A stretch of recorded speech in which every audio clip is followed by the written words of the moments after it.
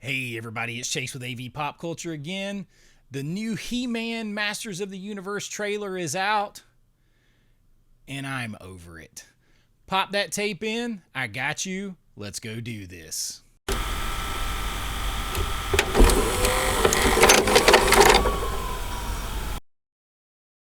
All right, so welcome back. Listen, you guys, if this is going to be a very different video today. If you follow me, you know I don't do tons of new movie stuff. Definitely never usually trailer reactions, but I am a huge 80s film fan. That's when I grew up. It means a lot to me, and I've been waiting forever since the Dolph Lundgren canon films, He-Man Masters of the Universe from the 80s. I have been waiting and waiting for a new one. And then today we get the trailer for that film. And despite some moments where it's like, oh man, that's cool. At least Cringer is there, right? Like there are some things where you're like, oh man, it's there. This thing, I'm gonna keep looking at the trailer is over there. No, just no. I'm kind of over all this, and I'm not just talking about in the trailer. Listen, there had been rumors that they were gonna go full, Barbie with sort of the messaging and stuff in the movie. And right there in the trailer, they have Prince Adam sitting at a desk, and it has his nameplate with pronouns on it, right? He, him. And so a lot of people are talking about that, and you're going to lose half your audience right there because maybe it's a joke, maybe it's a shot at that, poking fun at it, but the word has been that it's not, that it is a full-blown sort of messaging type film. And I hope that's not true. But that's not even the biggest deal I have right here with this. I mean, first of all, that's an 80s just brutal, like action muscle guy. The whole PC movement, that culture doesn't fit. It is not compatible with that cartoon, with that story. It just isn't. So taking that aside and hoping it's just like a joke and a spoof on it, that's not even the biggest problem. The biggest problem is this whole thing looks like green screen CGI slop. And people keep talking about AI slop.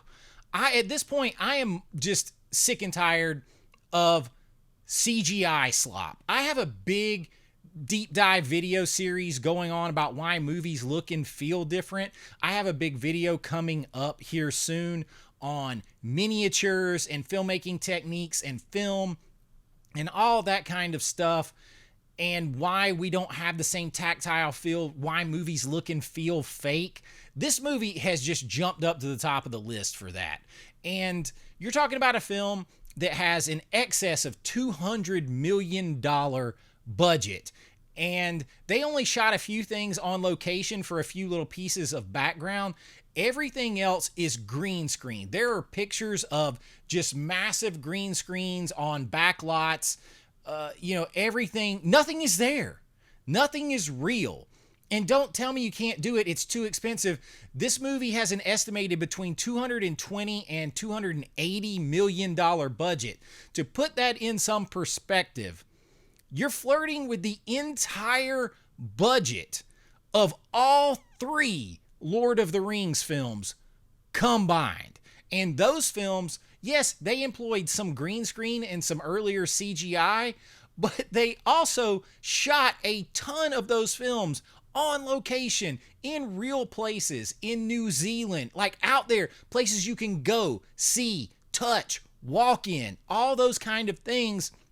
And they built not only big sets, but miniatures and giant, what are called bigatures. They nicknamed them that because the bigger a miniature is built, the more you sell the look and feel. And there's something about the CGI. This entire trailer for He-Man looks like it was made by somebody with a few AI prompts. Like, nothing is real, everything is smooth, it's glossy, it's obviously green screen. There's no stakes, there's nothing. All right? It's not used. It's not even like going back to like Transformers, where first of all, the Transformers looked way more real even in the first movie than anything in this trailer. They looked way more real than that. This looks smooth, almost that blurry over sort of clean edge to it. I keep looking at it over here. It looks like crap. There's nothing. How am I going? This is supposed to be a gritty action film, tough with like magic. This should have been a sword and sandal movie. Think Conan, but He-Man. That's what this movie should have been.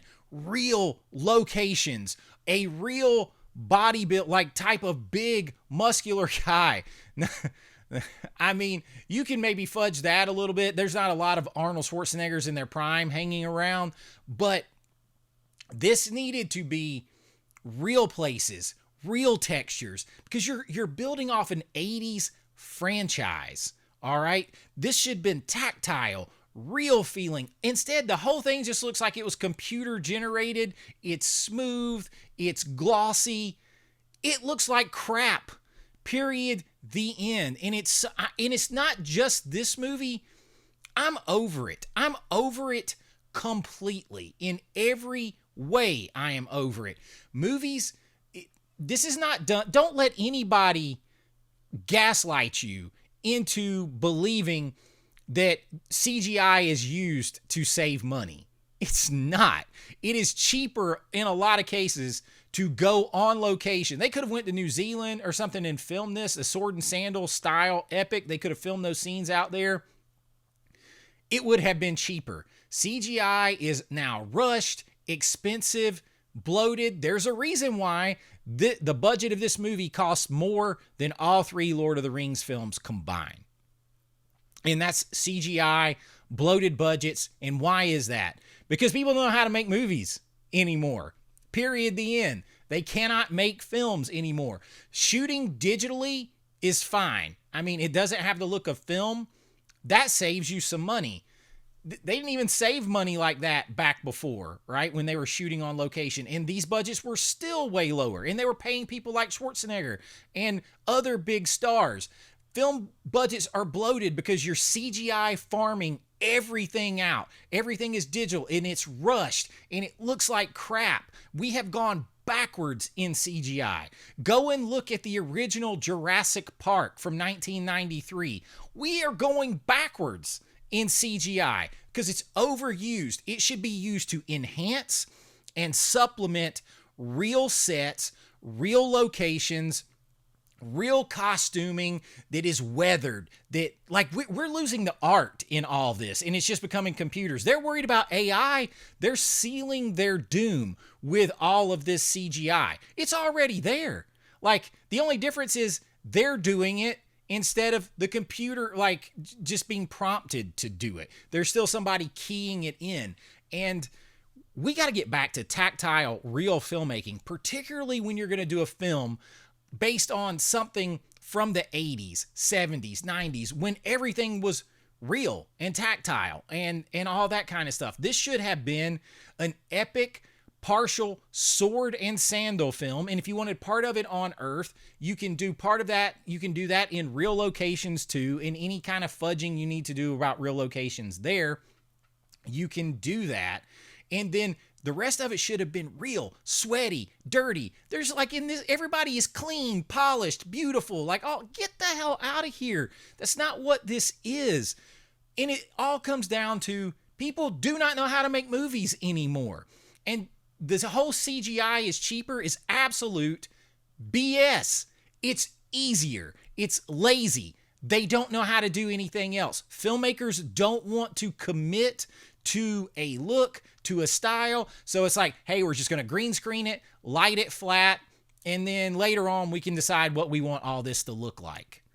Because they have no artistic vision for anything, and they don't know how to film it and do it and create it in camera. We are losing the art of filmmaking, and this movie this trailer encapsulated it all at once, and I just had a visceral reaction to this. I'm like, I am so over this. You take He-Man and you shoot it 90% in a backlot surrounded by green screens, where maybe you build some steps out front, a couple of pieces here, a couple of pieces there, and that's it. Everything else is not there. And then we come down on actors and say, well, there's no movie stars anymore. Nobody can act like this.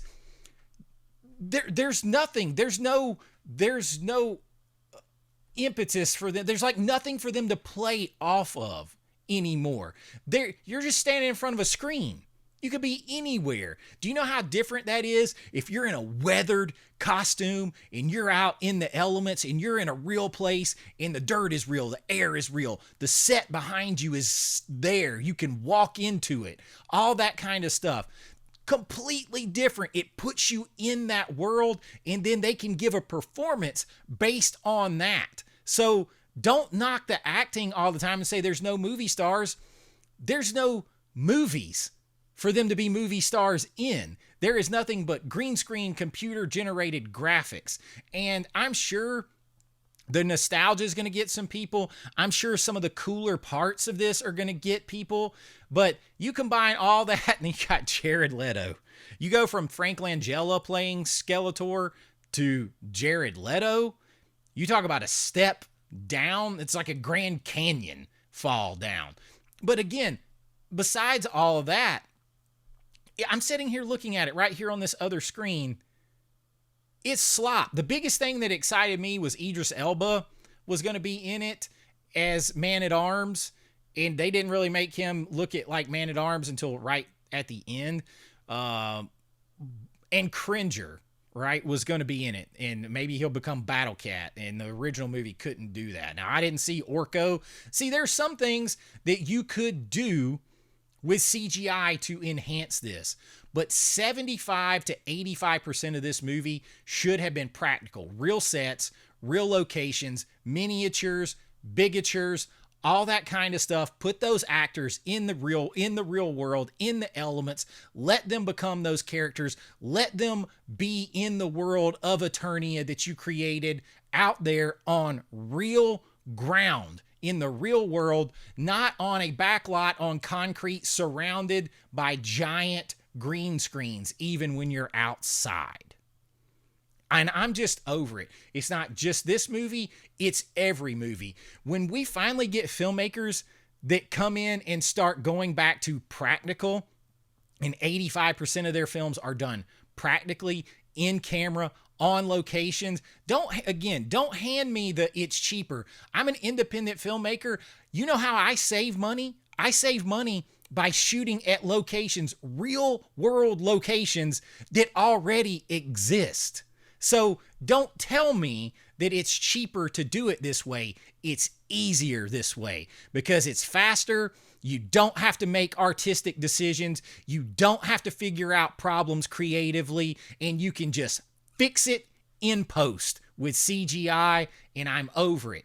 That ain't filmmaking, and somebody needs to learn how to make movies again, because this ain't it. And it just really disheartened me. I had this reaction, and I hope if you watch it, you enjoy it and all that kind of stuff. You will not get me to support this film.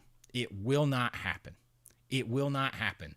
I'm sure I'll see it eventually coming down, on streaming, or not even streaming. I don't hardly have any streaming unless it's included with my cable. So at some point, I'm sure I'll see it somewhere along the line. You won't get me to the theater to see something that I could create on ChatGPT with some AI prompts, or on Midjourney or something like that. I'm not going to do it. And I'll tell you what, the first filmmakers that bring back real practical filmmaking, start incorporating real world, real tactile things, because we're living in, they're going to have an advantage, because we're in a world where people are tired of fake. Like, the more AI becomes prevalent, the more there is a yearning for real, practical, tactical, real world stuff that we can see, touch, use, all that stuff, tactile. And this is not it. This is the absolute antithesis of it. This all is just computer generated. It might as well be a cartoon. And that's what I got for you. Sorry for a little rant. We weren't going to have a video today. I'm working on a bunch of massive videos, so I'm going to put this out there. I'm curious as to know what you guys all think. I mean, there's parts, listen, I was an 80s kid, so seeing Cringer in there, that's awesome. Seeing Idris Elba as Man-at-Arms, I freaking love Idris Elba. But everything else is just slop. And I'm tired of it, and it's not just this movie. We need to get back to the real art of filmmaking. And that's what I got for you this time. Let me know what you think about it. I know this is very different. I don't normally do this, but I know this is going to be a very big topic of conversation. Let me know what you think about it. And I got some big videos coming on Friday, Saturday, Sunday this week, as I do every single week, no matter when you see this. And I hope you'll check them out. If you enjoyed this, please like and subscribe. It's a very different kind of video. We do a lot of movie lists, movie rankings, kind of old school movie reviews, deep dive, nostalgic pop culture deep dives into filmmaking, all kinds of stuff. And if that sounds like your jam, then please hang around. And if you want to help support the channel a little more, you can join my Patreon. The link is always in the description. You'll get behind the scenes looks at my filmmaking, special members only videos, and so much more. And I really do appreciate it. But until next time, be kind, rewind like always. This is Chase with AV Pop Culture, and I'll see you real soon. Bye-bye. I have the power to not watch this. I know.